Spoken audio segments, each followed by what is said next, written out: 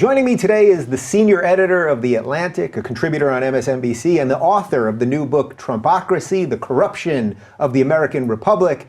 David Frum, welcome to the Rubin Report. Thank you so much for having me. I'm glad to have you here. I've wanted you on for a couple of years, I think, at this point. You were a tough guy to track down, but we made it happen. I'm findable. I'm not in hiding yet. You're not in hiding yet? You could be, maybe by the end of this interview.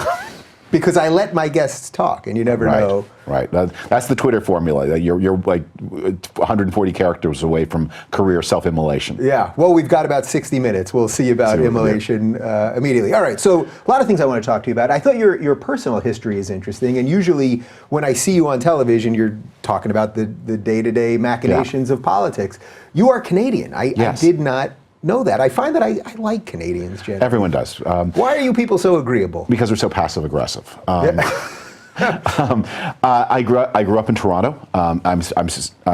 We have a place in Prince Edward County, which is about 2.5 east of Toronto, 2.5 hours east of Toronto, where my wife and I and our children have spent summers now for almost 3 decades. Canada is a kind of mirror image of the United States, with some things omitted, some things intensified. And so I think it offers Americans often a kind of, what if examination of what the United States might have been under different circumstances. Yeah, that's an interesting phrase. What do you think's omitted and what do you think's intensified in Canada? Well, Canada didn't have the American South. It didn't have slavery. It didn't have the Civil War. Canada had a peaceful separation from Great Britain, so it doesn't have the kind of citizen military traditions. Canadians have a very different attitude toward guns. I mean, my neighbors in Prince Edward County all have, not all, but many have long guns, hunting pieces, shotguns. Mm-hmm. But the idea of having a handgun or a military-style weapon is a very alien idea for Canadians. Yeah. Do you think some of the Canadian attitude is also that just there's a lot of geographic space and not that many people actually? Yes. It can be kind of spooky at night. I mean, they're great cities. Canada's a much more urbanized place than the United States. Canadians are more likely to live in Toronto, Vancouver, Calgary, Edmonton, Montreal, those places.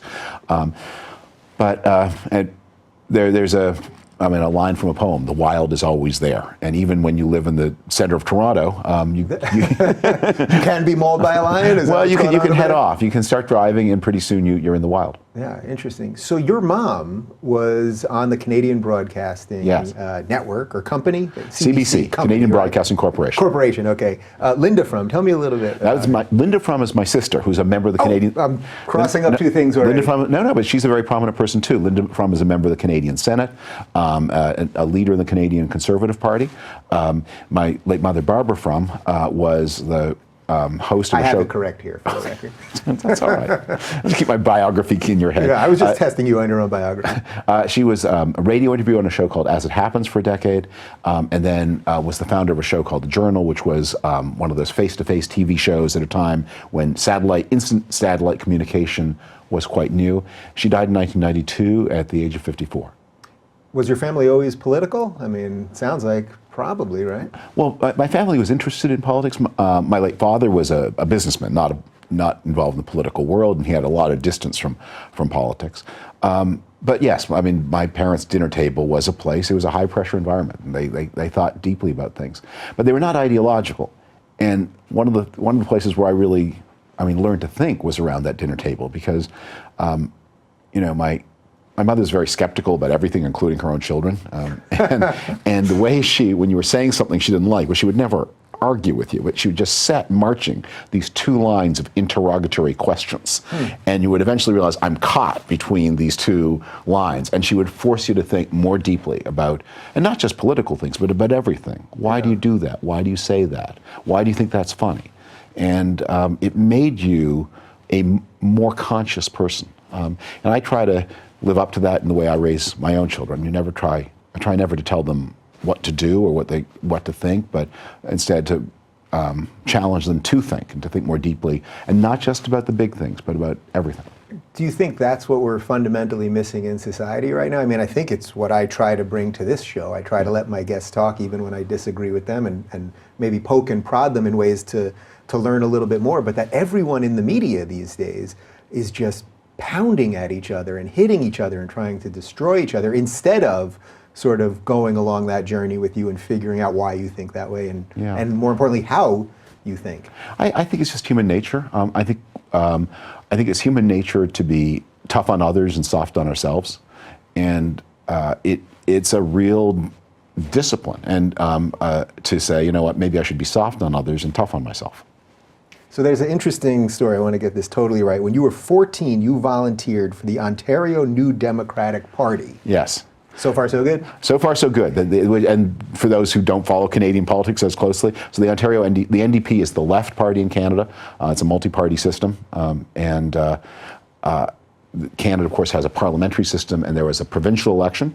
And I was interested in seeing how politics worked. I didn't really have political ideas, but I was interested in campaigns, and I volunteered on that campaign. So on that campaign, you're 14 years old, and on your commute, you're reading the Gulag Archipelago. Right. Well, it was a bus, subway, streetcar to wow. get. It was really some committed distance. For a volunteer. Right. It was summer holiday, and so my mother had given me as a birthday present the paperback edition of the Gulag Archipelago, and urged me to read it. And so I had a lot of time on that commute, and it hit me like a bomb. And I think, my family, we're not. My parents got out of Europe. My family's got out of Europe before the war, but they left people behind. And so Poland.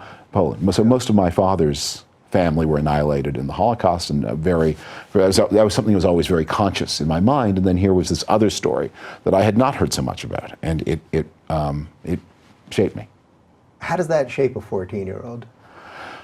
Well, what it makes you aware of is that human history is very tragic, that you can't rely, that power can be abused, and it makes you begin to think very hard about, well, how do we build a society? And so there I was on the Toronto subway system, in a society that really worked.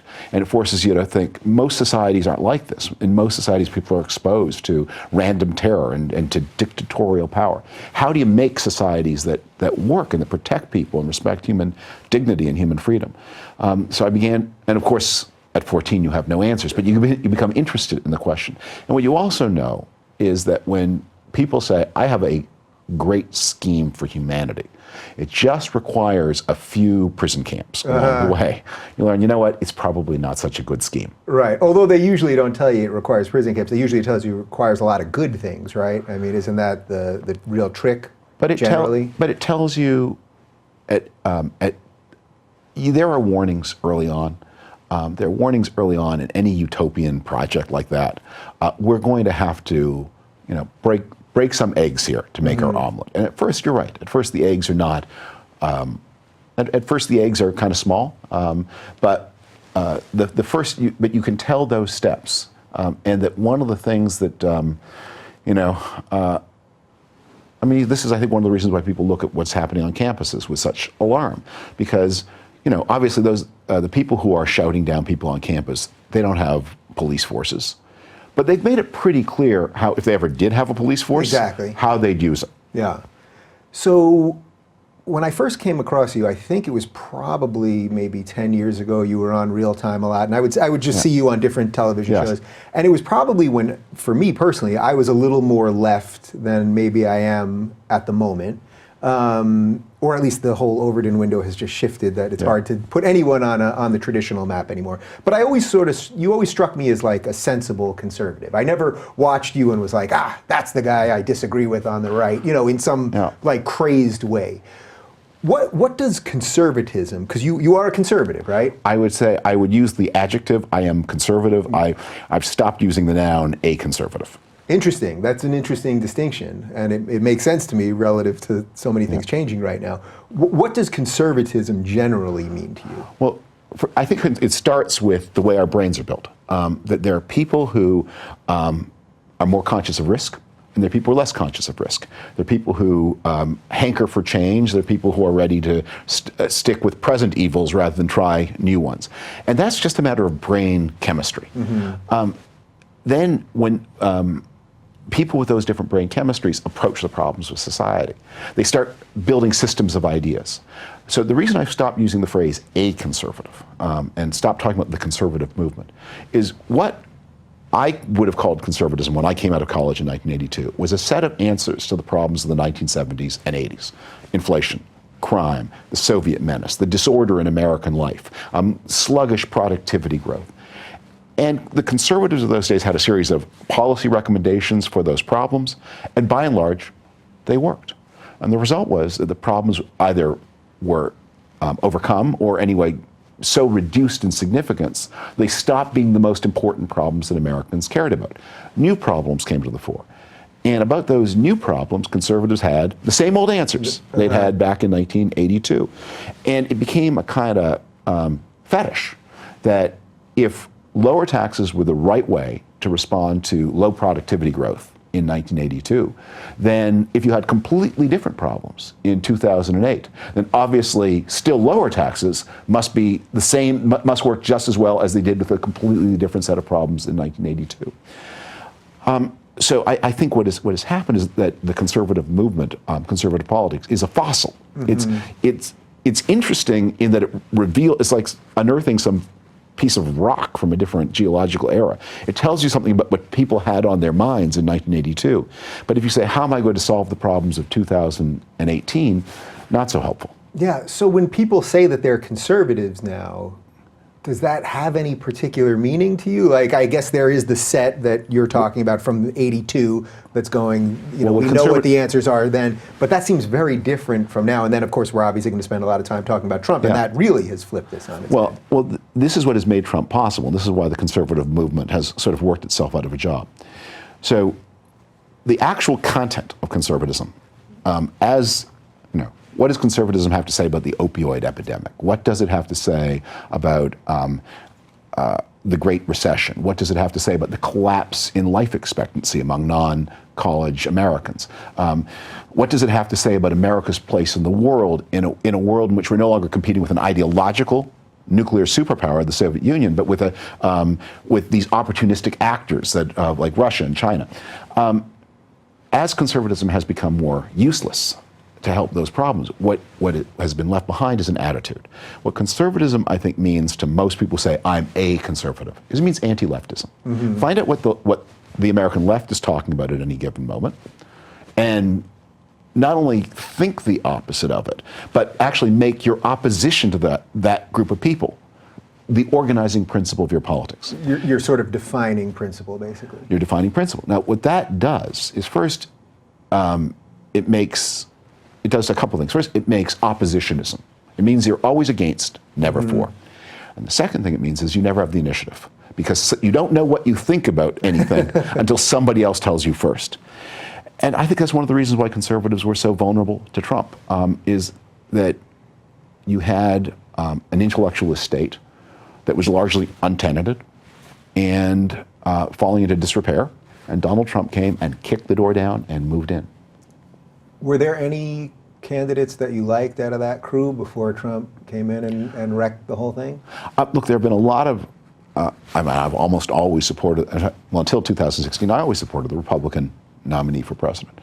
And I thought there have been a lot of people who have had real promise to make a good president. Mitt Romney would have made a very, very good president. Conservatism's problem, or Republicanism's problem, has been that you take people who have real promise as leaders, and you then connect them to a program that can't win a democratic election. Since the end of the Cold War, conservatives won, the Republican nominee for president has won a majority of the popular vote exactly once. And that was in 2004, in the aftermath of 9/11. There's no longer a national majority for what Republicans are offering. And what has happened, and it's no surprise, because when you say, well, our big idea is to take the Medicare guarantee away from everybody under 55, to put Medicaid on the path toward extinction, and to use all of that to finance more tax cuts like those that worked in the 1980s in a completely different set of circumstances. You're not talking to or about me. So good people have been committed to an unworkable program. And what has happened then has been that as Republicans have lost, the party's become more desperate and more vulnerable. But what has also happened is that you have had an increasingly self-conscious move in the conservative world. And this is part of the Trumpocracy that I talk about in the book, to say, well, if we can't win a majority of the people, what we're going to cope with that by redefining who the proper people are. And we're going to define the country. We're going to shrink our definition of who are the people and divide the country between the people and those people. And if we have a majority of the people, that's all we care about. And we're going to try to find ways to prevent those people from participating and even voting. So it's a couple of things there. So it's interesting. You mentioned taxes a couple of times. Generally speaking, when I have conservatives sit across from me, they're for tax cuts no matter what. And that's what you're saying, that there was the 82 crew basically that was for it, and then this fossil remained and people were always for it. Yeah. But it's rare to sit across from a conservative, and you're basically saying that there are instances, at least, where tax cuts are not a problem. Yeah, but one of the really damaging things, I mean, societies have states. States need revenue. So there are ways, the United States might not need so much tax money if, for example, it didn't spend twice as much per person on health care as everybody else in the world. When you look at the actual dollars the United States spends on health provision for terrible results, it's very expensive. Conservatives, by and large, are not interested in getting their fingers into that problem. They're not. So the government needs revenue, and it has to be funded. And part of the fossilization happens. Conservatives say, we've got a problem, whatever it is. And conservatives, well, if I can solve it with a tax cut, then I'm for doing something. If I can only solve it by having a spending increase, then I won't do anything.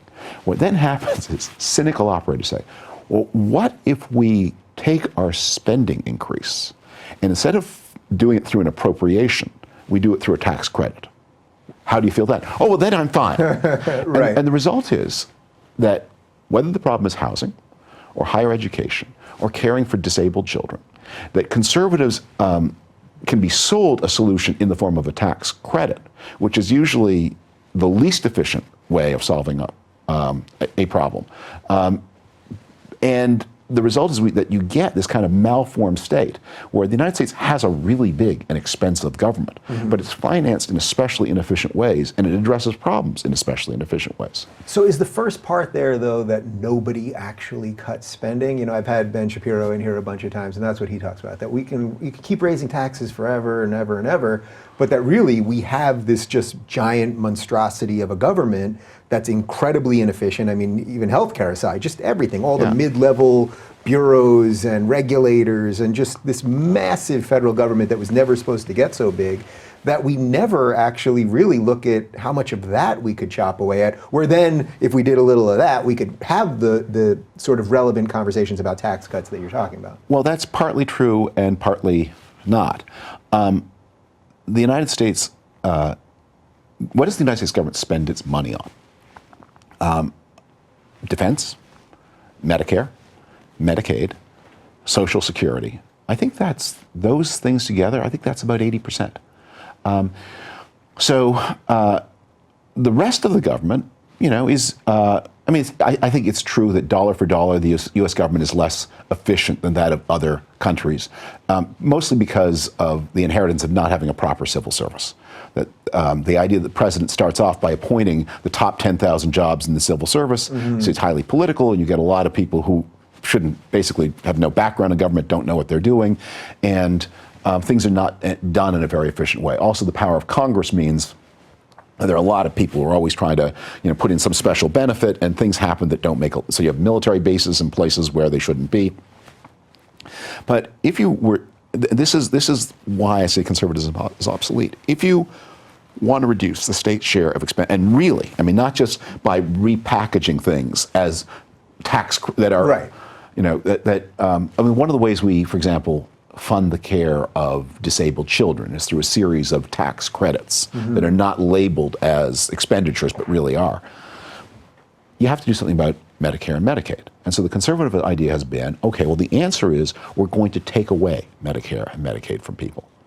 And the reason that the Obama period has been such a crisis, and the period afterwards, is the defeat of the conservative attempt to repeal the Affordable Care Act and to pass the Ryan Plan means that conservatives have to now face a world in which the United States has joined the other developed countries and having something like, or something closer to, a universal health care guarantee. The old idea will save money just by not covering people.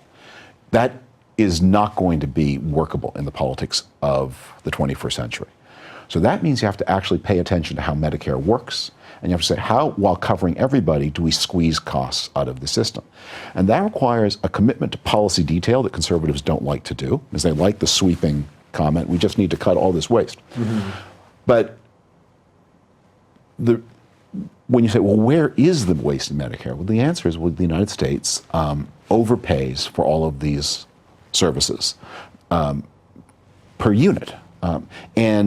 Doctors make more money in the United States than they do in other places. You have these, but you also have this problem if you have a sicker population than people do in other countries. Americans die earlier. They're less likely to wear seatbelts. They have more gun accidents. You have to deal with this problem, you have to delve into detail in a way that the conservative preference for ideology over factual specificity makes conservatives not very useful at. Is anyone good at that these days, though? Really? Like, really saying, we had, look, if you looked at the real grassroots movement on both sides, I mean, Bernie was pretty extreme left and Trump was whatever, it's hard to call extreme right, but we'll get into that. Whatever you call that, just the wrecking of the system. Okay. So you had these two competing forces. Look, we have a lot of political messianism, and that's a really important point. But here, let me put it, instead of looking at the two sides, let's look at this. If you were to take the 1,000 people in the United States who know most about Medicare and Medicaid, or the 100 who know most about Medicare and Medicaid, mm-hmm. I'm guessing 90 of the 100, and 990 of the 1,000, maybe not, 900 of the 1,000, would be people of the center left. Because conservatives just don't care about that kind of knowledge. And so they're always at a disadvantage. So well, is it that they don't care, or they just don't think the government should be involved in this? Like that the fundamental belief first is that it's not the job of the government, really. But they never.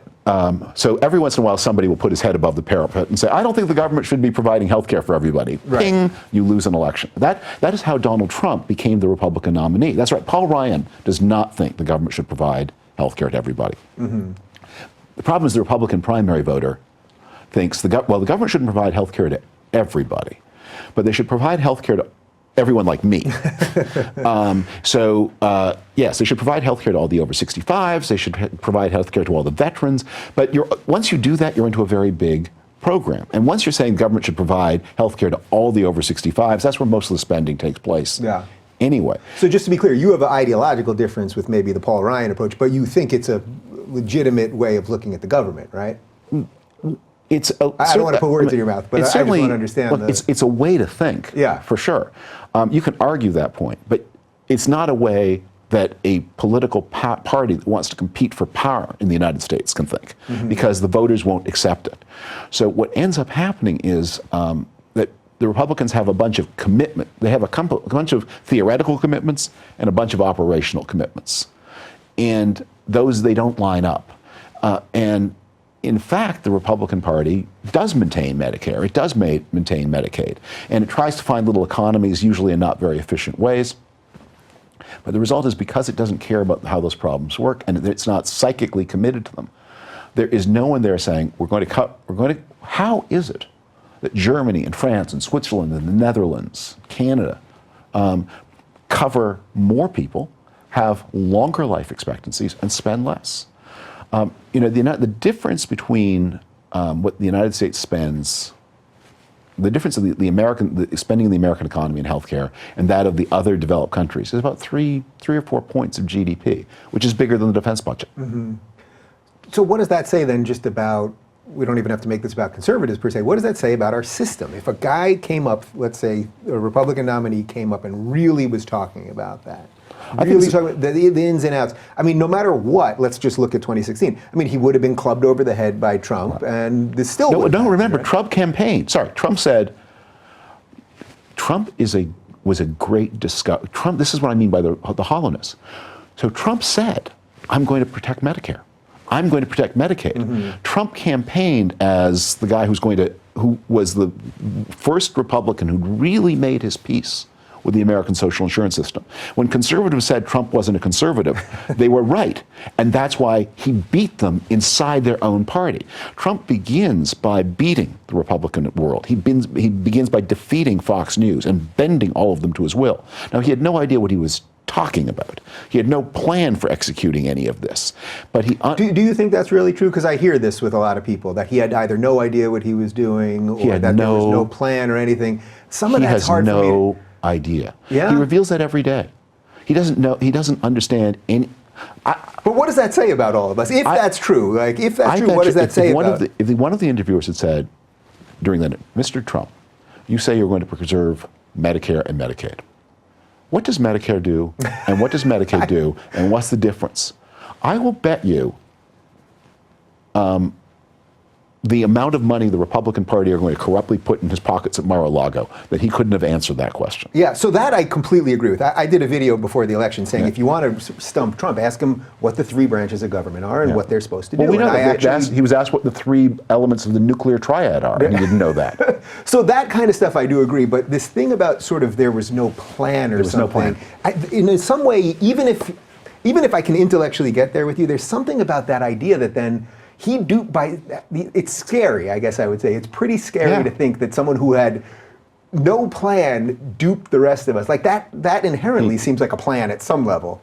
Because we're sort of talking about plans at different levels here. Donald Trump is one of the great scam artists of all time. He scammed the people at Trump University. And the scam was possible because of the disillusionment of so many people with responsible politics. But what he intuited, Donald Trump has certain talents and geniuses. He is a genius at finding the weakness in things.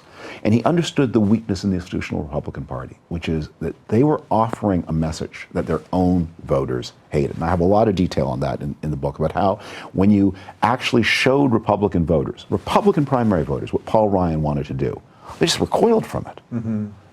He's going to take away my Medicare? He's going to take away my mother's nursing home? That's the plan? That's the famous Ryan plan? So Donald Trump understood that, and what he then understood as well was that in the absence of a program, that this anti-leftism that had become what conservatism was, this was a series of resentments and rages that were waiting for somebody who could articulate it, who raged and resented as powerfully as they did. Republicans, the previous Republican nominees would sometimes tap these feelings, try to channel them, but they didn't share them. Donald Trump shares them. Okay, so before we go fully into Trump, and then we're going to spend the rest of the interview on Trump, I just want to talk a little bit about the modern Democrats and the left in general and all of that. So what do you make of the feeling that he was going for? I think that's a pretty legit feeling on what's happened with the left related to free speech and the endless hysteria and everyone's a bigot and a racist and identity politics. All of that feeling, I think, is legit. Do you see that as a legit feeling? Look, in our group theory, feelings are legitimate. The question is, not even feeling. I see it as a legit reality. The thing that he was talking about there is a legit reality. I'll take this. What behind all of those things you described is a new fact in the politics of the United States in the past 15, 20 years, which is that we are moving into a period of intensifying ethnic competition for power, for money, and for the right to say to define what it means to be an American. And the country's made this big gamble on changing itself. And across the developed world, countries like the United States have made similar gambles. The proportion of the foreign-born in Sweden is now as high as in the United States. The proportion of the foreign-born in Germany is nearly as high as in the United States. Countries that are having massive problems with that. Immigration is a source of massive social tension, and and a lot of the immigration happened without anybody ever consciously intending it, and without much of a debate over it, and with a refusal to tally costs and benefits in an accurate way. So these countries have been changed, and what you have is then a series of new demands and new resentments. And that's one of the reasons that the conservatism I grew up with is so out of date. Is, look, back in 1985, the argument between liberals and conservatives was basically an argument about the economy. That, and this is true not just in every developed country. You had a party of the people who worked for wages, and the party of the people who owned capital assets and worked for salaries. The left were the people whose jobs are supported by taxes. The right were the people whose jobs are supported by profits. If you were in management, you were on the right. If you were in a union, you were on the left. Not to sound Marxist about this, but essentially your relationship to the means of production was the organizing principle of politics. What also happened in 1985 was that people remembered that this kind of politics could spiral out of control. And they'd seen it happen in the 1930s. And you could get fascist movements, you could get communist movements. And so there were attempts to temper the competition between the wage people and the salary people, between the owners and the workers. And so you had kind of that the left accepted a market economy and the right accepted a social insurance state. But that's what the argument was about. And that's what we've run on now for quite some time. But that has ceased with the collapse of socialism. That argument ended. The modern left is not really a socialist movement anymore. People will sometimes use the word, but back in 1950, there were people who really thought that if the government owned the banks would make better lending decisions than they did. Than they would if they're private. No one thinks that now. I don't even think... Really? You don't think that there's plenty of people on the left that think that? That it's just... So we'll just sort of incrementally get there. There are 330 million people in the United States. There's somebody who thinks every... No, I don't mean no one, but I mean that if Bernie was president, that eventually the creeping movement of this, Elizabeth Warren, movement... I think Elizabeth Warren does not want the government to own the banks, no. I believe that Elizabeth Warren does not think government should own the steel companies. She doesn't believe that government should own the commanding heights of industry. I'm sure she does not believe any of those things. I don't know about owning it, but what about just controlling it to the point where in effect it's ownership? I know specific ownership. I don't think she thinks they should manage it. She believes in a social market economy. If you were to say to her, what is the best run country on earth? Bernie always used to say Denmark was the best run country. Denmark is a free market society. It's got a bigger social insurance system than the United States. And he said that because, the reason he said that was, it was never a serious answer because he'd stopped caring. That's not what politics is about. What politics is about is, in 1985, if I knew how you made your living, I could probably guess how you voted. Today, if I know where your grandparents come from, I know how you vote. So if your grandparents did not belong to the local ethnic majority, whether in the United States or Germany or Britain, you are in the party of what used to be the left. If your grandparents did belong to the local ethnic majority, you are in what is the party of the right, or used to be. And that's true however you make your living, however much or little money you have. And that was not true in former days. So you have this politics of ethnic competition. And that's one of the reasons why politics are so much more virulent, because in the end, with money, you can always split the difference. Somewhere we say, will you take 20%? No, will you take 23%? 28%, okay, we have a deal. Right. But when you're competing, what does it mean to be an American? Who gets to define Americanness? We haven't found a way to split the difference on that. And until we do, we're going to have very virulent politics. There's this, when the Sarah Palins and others talk about what it means to be a real American, and how some things are real American, other things are not, they're looking for a way to claim ethnic legitimation. That we get to, we may not have the numbers anymore, but we still define the country. And that is one of the things that's going on. That's what these political correctness battles are all about. It's always true that there are things people don't say. There are always things that people don't say, even if they're free to say them. There are things they don't say. How does that happen? That there are things that you don't say, and who gets to decide? And that's what we're struggling over. What we are calling political correctness is people saying there used to be a set of rules of taboos. We have a new set of taboos. We want the old taboos to be untaboo, and we want to impose the new taboo. And the people on the receiving end of that say we like our old taboos, and we don't want these new taboos. And that's where Donald Trump is coming from. That's a real dispute. It's important, but it's new, and it's dangerous, and we don't know how to manage it. And we have this deeply opportunistic actor who's taking advantage of it. Okay, so before we fully dive into that, then what does this show you that our brand of multiculturalism, which has worked better than virtually any state, European state, our melting pot, does this tell you that the experiment is starting to fail? I mean, is this the litmus test for that? Well, because that's what it sounds like. First, the American melting pot never worked as well as Americans told themselves it did. The United States has had a lot of civic conflict in its history, and not just the Civil War. In the later 19th century, it had the most violent labor relations anywhere on earth, and those were often about ethnicity. That the strikers would be from one group, and the police who shot them would be from a different group. And the strikes would be broken by strike breakers who are from a third group yet again. But multiculturalism is difficult to do, and it's especially difficult to do when you have moved out of the age of mass production. And there's one thing when you're bringing in, you needed a lot of bodies to run a modern economy. You don't need so many bodies today. And we also live in a world in which, whereas before, there were a lot of pretty average size rewards. Today we live in a world in which there are gigantic rewards and not such great rewards. And the average, what the average person gets is not as attractive, relatively speaking, as it was 2 generations ago.